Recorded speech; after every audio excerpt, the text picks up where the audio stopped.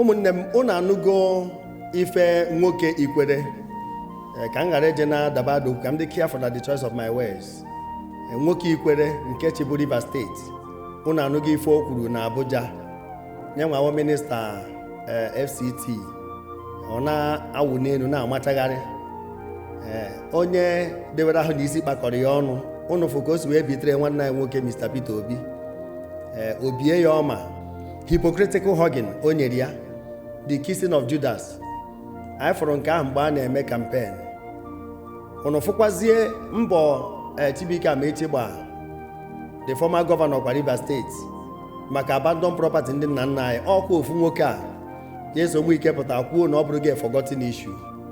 Ada ekwuzifo mere ndị be anyị n'obi Igbo kpọchido ndị ntorobịa ụzọ ụmụ okorobịa anyị ofu izu ụka na ụma wee kpota ndị ugwu ndị amị wee sụwa ha akwụ onye anwụpụtara egbuo.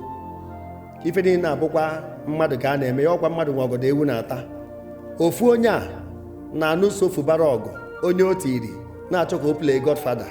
Ofu onye a na-anụso Atiku ọgụ n'ife gbasara PDP o bidokwa from campaign period.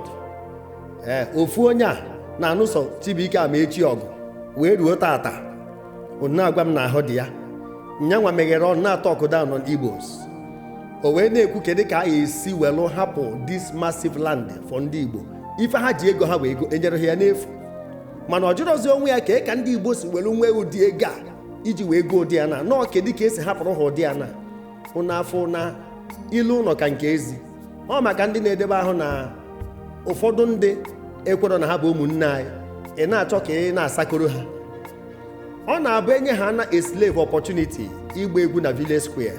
Ọ dama mgbe o ji wee gbaa Surugede o wee chezọ na Surugede bụ egwu ndị mmụọ. Anyị ma the qualities of a ruler a slave to their masters. Anyị ma mana ụta adịghị ọrịa atarọ m ya ụta. Imere na a hunter a first man without proper orientation every human being will appear before him like an animal. Ụta adịghị ọrịa mana ama m na a day shall come every tenor must come to an end. Onye chichara ituo ekotuo picture ya. Onye chọrọ ana ka o mekwata ndị nyere appointment ndị Igbo abụrụ scapegoat. Onye chi mekwata political slave masters ya ndị Igbo abụrụ scapegoat. Ọ na-atọ ọkụ down on Igbos. A na-enye ya 7 days ultimatum ya wee reverse ife o kwuru. Anyị need onye wee reverse ife o kwuru. Na anyị nwee ịjụ onwe anyị ajụjụ ka a na-ekwu ife a na-enu shopping mall a kịta. Ọ nwanne anyị nwoke rụrụ ya na Lagos shopping mall. Nyanwa rụrụ ya na Lagos mana ekwugo m onye ọ na ya eri ego ka o si wee chọọ. Ada mee centralize ya na onye ọ na-eri ego ka o si chọọ nọọ inherited landlord. Mana ama m na onye kpara ego akpa nwe ka o si eri ego. Oke ada eri ife onye mụ anya. Onye anọrọ ebe a nọkpa ada ama eri. Onye ọ na-atụtụrụ ego atụtụ imeje na teritori ndị kpọrọ gị asị were ya na-akụ mkpụrụ ebe ahụ. Nenu ya nenu shopping mall na-eke ọha. Mana anyị na-eti mkpu ebe niile a na-achọ imepe n'ala Igbo. Nekwa na ụlọ nke akwụkwọ ebe a ọkwa onye Igbo na-arụ ya na mba. Ndị be anyị jesetakwa ya na-eti na ngalọnụ simenti a na-arụ ya. Eju asị gị nọ ife eji achụ ego mana ụbọchị ọ ya eme onye nwe ya na-eketa cheyi anyị etibe kama onye o metụrụ ife anyị asị anya dibe ka ọ ghara abụna na o metụrụ anyị. Mana mgbu a na-eti kịta aka mma ngwa gị na ụzọ a na-amị amị ịjụ isi na ya daa mma gba gị nkịtị mmasịkwa gị ndo maka eburugo m ụzọ gbarụ gị ama na ụzọ a na-amị amị ga-echegharị ya maka nna anyị ukwu Mr. Peter Obi na ndị otu ya ka ji obi ha niile na-achọ ka egosi na anyị bụ ofu n'obodo a. Na-eni ya ife a na-eme kịta na efe ha ka steeti a ka a kụturu na Abuja na steeti mmadụ nwe ịma ha many acres of land dị ebe a ewee nye obi kụrụ ya debe achọrọ ịma ife onye nwe ya nọ na-agabiga. Ọ na-atọ ha ụtọ ma ọ bụ na anyị na-ebe akwa anyị na-eti mkpu ọ na-atọ ha ụtọ. Onye doo gị ntụtụ chọọ ka itinye mkpu ọ na-anụ mkpu akwa gị ọ na-enye ya ọṅụ. A na-ekwu ife a na-eti mkpu maka Lion Business Park na ya agwa m unu maka thousands of shops a na-arụ gwa unu maka warehouses gwa unu maka residential estates ha ncha niile ebidogo na ya ka ọrụ na-aga n'ike n'ike. Almost 3,000 and something shops now under construction. Ọ chụwa na mmadụ 200 and ndị wegoro ana ebe estate nke warehouses na-achụ ebe 50 something warehouses ebe 20 something factories. Ebe a unu na-ene anya all 2,000 hectares of land ọ bụrụ acres 2,000 hectares of land na night mine n'Enugu State. Just one pole from express na former toll gate na night mile just one pole. asị gị gbadata ebe a 2000 hectares ka ndị Igbo rukenne ife ya bụ ọkacha mma na mba ụwa niile, na anyị nwa na-eme nke ndị ọzọ ọ bụrụ ọka ibe. Egwu ahụ anyị na-agba na mba ka anyị buru ya bata be nna bịa ebe a ka ịkwụnye ụgwọ obere ego ka ị ya akwụnye agbatịarụ gị nke fọ na ahọ isii. Isololoba shop ịlụcha iwe bịakwụbazie nke ọzọ kwụọ ya ahọ isii. Emere ya ọ dị flexible, ọ dị friendly, anọ na promo. Ọ fọrọ izu ụka one ma one ka second batch of the promo wee gwụ. Kedu efe ị ka na-eche? Lion Business Park, 2000 hectares of land, not millions of plots ka a na-ekwu. Ka ndị Igbo nweke n'ebe ya dị ehi odo. Ekwu okwu Tinapa na Calabar ka ọ dị, ọ na Cross River. Ekwu okwu Lekki na Lagos ka ọ dị, ekwu Banana Island na Lagos ka ọ dị. Nke ọbụla a na-ekwu n'obodo ndị ọzọ, kedu ofu ebe na-ada ụda n'ala Igbo?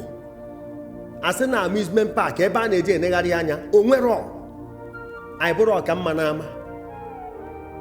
O mepụrụ onye ọ dịrị ma nke ya nọ n'ụlọ na-afịa ya ahụ. Na-enyi ya Lion Business Park. Ife abụ ndị odogwu bịa were ana ebe a. Achọrọ m ịkpa afa ndị wegasị acres of land ebe a maka ife anyị kwekọrịta. Ama akpọ ha afa, onye ọbụla na-azụ onwe ya. Mana ọrụ ebidogo. Ndị a na-anụsị afa ha ụmụnne anyị nwesị factories na China ma na US, ma ndị na-arụ jeans ma ndị na-arụ juice, different things ma amarọ ha ncha niile akpọ n'ebe akwụnye ụgwọ. Tankị mmiri dị adị enye mkpọtụ mana ịkpọghị tapụ gbapụta gị mmiri. Kedu ife ị ka na-eche? Ebe a ya aba ndị Igbo niile nọ na nsọtụ niile dị n'ụwa. 2000 hectares of land. Jụọ any surveyor ife ọpụta 2000 hectares. Enwere afịa ya bụ ndị Igbo nata zuzugbe kịta afịa ha abanye ha. Ndị nọ na Nkwọ Nnewi ka na-achọ more shops and the branches. Ndị nọ na main market Ọnịcha ka na-achọ more shops and the branches. Ndị nọ na Mkpọ, Mgbuka Mkpọ, Obosi, Eletrika, ha ncha niile ndị ochie ọbara ha. Kedu ebe ya bụ ndị nọ si abroad nata? Ma ndị nọ n'obodo ndị ugwu ma obodo ndị ofe mmanụ ka ebe ya bụ ha nata ọbanye ha. Ọsọsọ ebe a ka e nwere ụdị ana. Maka Enugu steeti ka wee nwee ụbara ana na the whole 5 southeastern states. O nwere ebe ọzọ. Onye ka eji wee chọọ ka enye anyị the 6 steeti nke a kpọrọ Ada steeti. Kedu ife ị ka na-eche? Nekwa promo ka ọ na-agwụ. Ọkwa ofeke bụ onye amụrụ mgbe e kere nkwa ụkwa. Na Lion Business Park ka ị bịakwunye obere ụgwọ agbatịarụ gị nke fọ ọnụ. Isoro rụba ị bụrụ landlord, ndị money bag bịa ka e wekọrọ ya ka onye ọbụla asobezi ha na azụbụrụ tenant.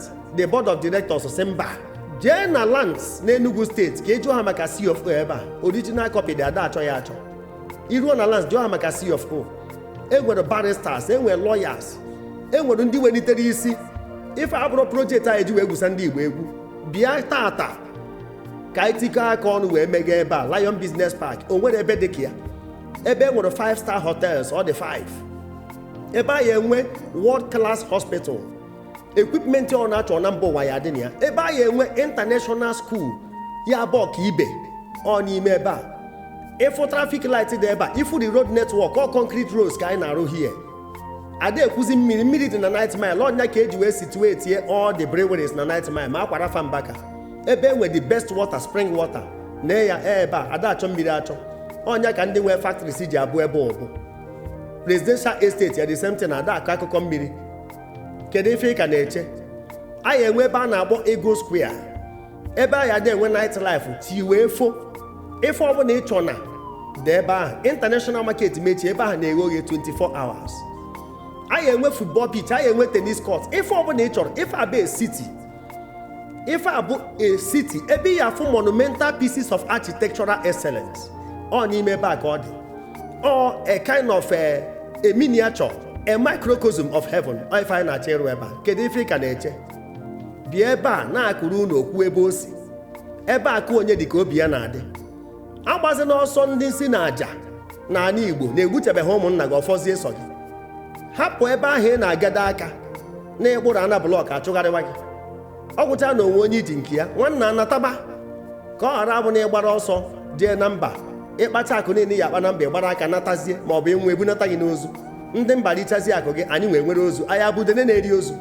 Na Lion Business Park gbadata kpọọ anyị n'ekwentị God's Agenda Production na anyị nwa na-supervise anyị nwa na afọ ife ọ na gbasara ya. Akụkọ adịrị ebe a.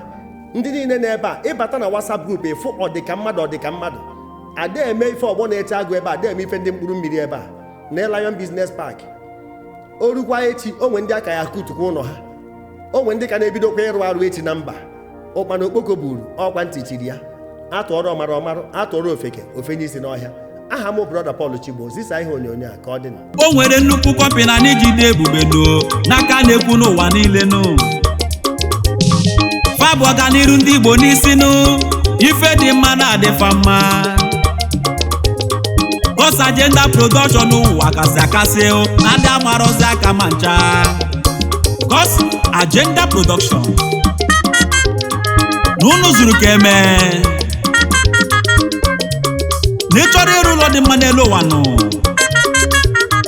kpọtụrụ God's Agenda Production na fa bụkwazi God's Agenda Properties, God's Agenda Estate Management in partnership with Lions Business Park, God's Agenda Cosmetics Business, Indiomani Jejemba, God's Agenda Foundation, God's Agenda Media. Na fan ọkwasị n'ihu akwụkwọ dị iche iche jee na YouTube enwere God's Agenda TV. Iwe lutezie na Facebook God's Agenda Production. Ife dị mma ị chọrọ ịlụ ụlọ dị mma, ọwa afịa ka ị chọziri ịlụ kpọtụrụ God's Agenda Production na fa zuru ka eme well registered and well verified. Ịlụsi ụlọ akwụkwọ dị mma kpọba God's Agenda ka fa butere gị akwụkwọ ụmụ akwụkwọ ji agụ akwụkwọ They are also into book distributions in all schools. N'ọkwa na onye ụka ọfụ n'anya. Ọ bụ na ị chọrọ ịrụ ebe obibi ụlọ dị mma ka ngwa gị ndị ga-akpọ God's Agenda Production. Ọ bụ afịa ka ị chọrọ ịlụ chọba God's Agenda na fa na-eme ọfụma God's Agenda Production.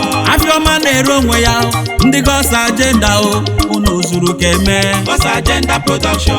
Ife ọ bụ na ị chọrọ ime ọtụwa God's Agenda na fa na-eme ọfụma God's Agenda Production. Maka na ife agbanaka n'elu ụwa na ojokwu igogbele ya God's Agenda ndị ọma God's Agenda Production.